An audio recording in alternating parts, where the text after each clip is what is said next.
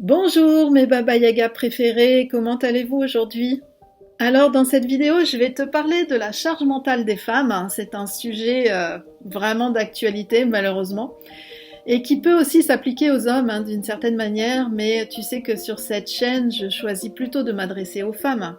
Alors je vais te parler de ce sentiment qu'on a lorsque la charge n'apparaît même plus consciemment, que le corps prend le relais subtilement et que ce qui se passe au fond de nous, je vais te parler de ce qui se passe au fond de nous et comment on pourrait alléger ça, comment nous pouvons, nous en tant que femmes, y remédier.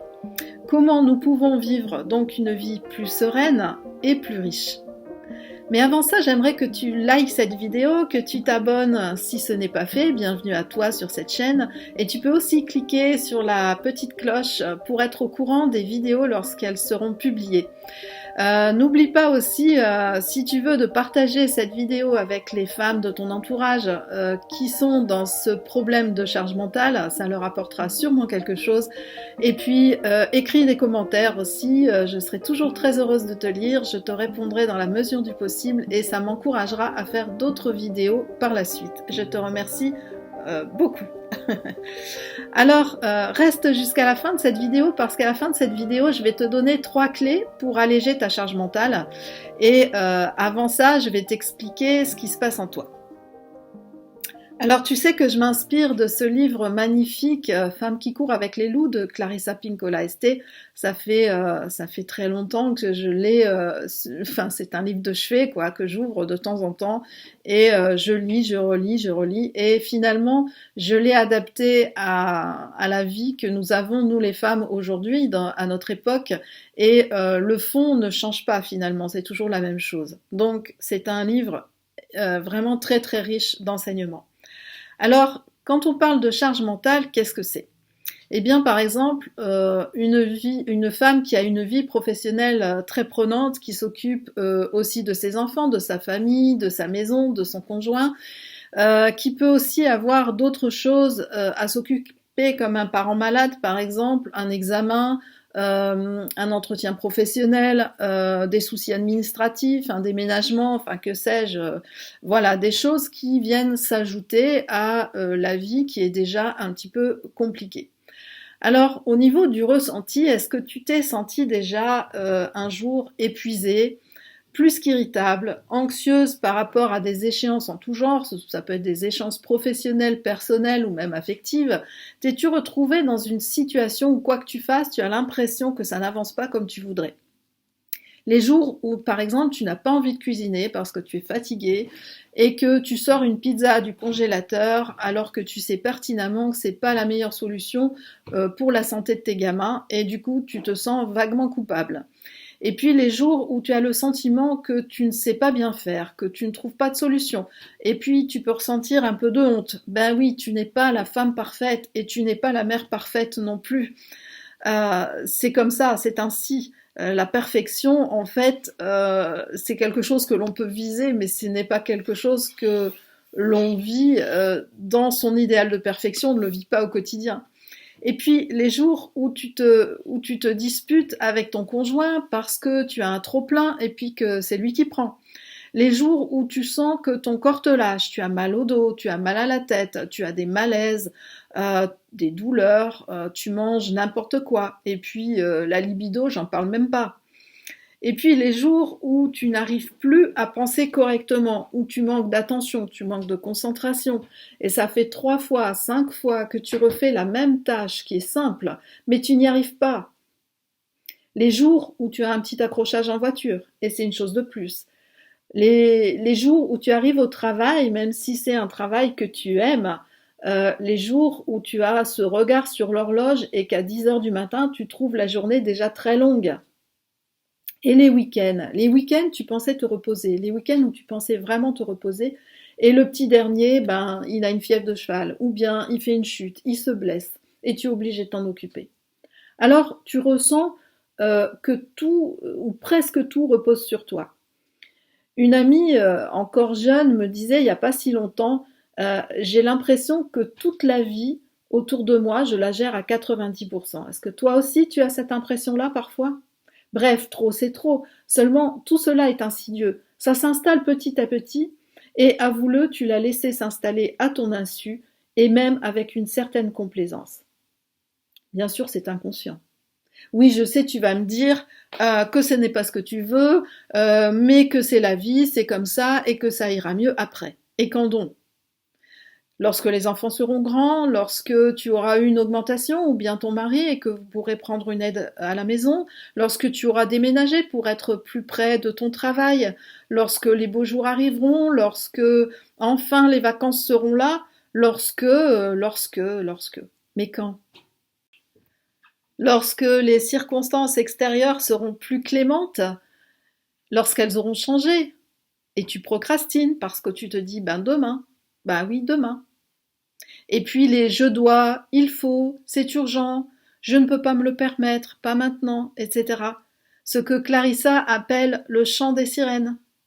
Le chant des sirènes. J'aime beaucoup cette expression. Et pour toi, au fond, qu'est-ce qui se passe? Alors je vais te raconter ce que dit Clarissa et qui me semble tellement juste pour nous les femmes. Clarissa parle de Rio Abajo Rio, c'est la rivière sous la rivière. Qu'est-ce que c'est? Eh bien, je veux te dire tel que j'ai compris ça avec mes mots à moi. La rivière sous la rivière, tout au fond de la grotte, de la caverne, du gouffre, c'est notre inconscient préservé. C'est celui qui se tient au centre d'un inconscient un peu plus visible, celui de nos émotions apparentes. Pourquoi est-ce que je dis apparentes? Parce qu'elles sont visibles, mais elles ne sont pas déchiffrées. Si elles étaient déchiffrées, elles ne seraient plus là, elles ne se manifesteraient plus.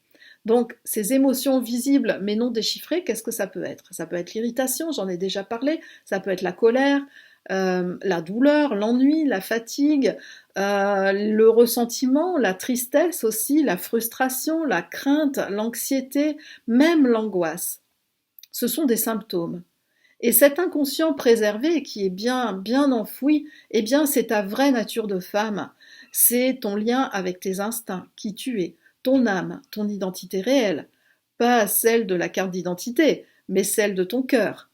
Et lorsque tu es en charge mentale, eh bien tu n'as plus accès à la conscience de tes émotions. Elles te donnent des signaux continuellement pourtant.